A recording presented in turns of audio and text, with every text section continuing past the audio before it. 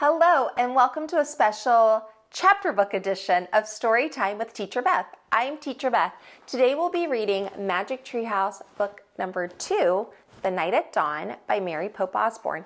If you have a copy of this book and you'd like to read along, go ahead and grab it now. Otherwise, you can check out the link below where you can find your own copy. Chapter 9, Under the Moon. Jack froze. "It's him," Annie whispered. The knight held out his gloved hand. "Come on, Jack," Annie said. "Where are you going?" said Jack. "He wants to help us," said Annie. "How do you know?" "I can just tell," said Annie. Annie stepped toward the horse. The knight dismounted. The knight picked up Annie up and put her on the back of his horse. "Come on, Jack," she called. Jack moved slowly toward the knight. It was like a dream. The knight picked him up too. He placed Jack on the horse behind Annie. The knight got on behind them. He slapped the reins. The black horse cantered beside the moonlit water of the moat. Jack rocked back and forth in the saddle. The wind blew his hair. He felt very brave and very powerful. He felt as if he could ride forever on this horse with this mysterious knight over the ocean, over the world, over the moon. "There's the treehouse," said Annie. She pointed toward the grove of trees. The knight steered the horse toward the trees.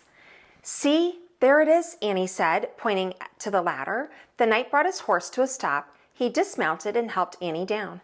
"Thank you, sir," she said, and she bowed. Then Jack, "Thank you," he said, and he bowed also. The knight got back on his horse. He raised his gloved hand, then he slapped the reins and rode off through the mist. Annie started up the tall ladder and Jack followed. They climbed into the dark treehouse and looked out the window. The knight was riding toward the outer wall. They saw him go through the outer gate. Clouds started to cover the moon again. For a brief moment, Jack thought he saw the knight's armor gleaming on the top of the hill beyond the castle. The clouds covered the moon completely, and a black mist swallowed the land. "He's gone," whispered Annie. Jack shivered in his wet clothes as he kept staring at the blackness. "I'm cold," said Annie. "Where's the Pennsylvania book?" Jack heard Annie fumble in the darkness. He kept looking out the window. "I think this is it," said Annie. "I feel a silk bookmark." Jack was only half listening. He was hoping to see the knight's armor gleam again in the distance. "Okay, I'm going to use this," said Annie, "because I think it's the right one. Here goes. Okay, I'm pointing. I'm going to wish. I wish we could go to Frog Creek." Jack heard the wind begin to blow, softly at first. "I hope I pointed to the right picture in the right book," said Annie. "What?" Jack looked back at her. "Right picture? Right book?"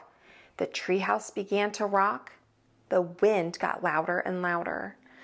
"I hope it wasn't the dinosaur book," said Annie. "Stop!" Jack shouted at the treehouse.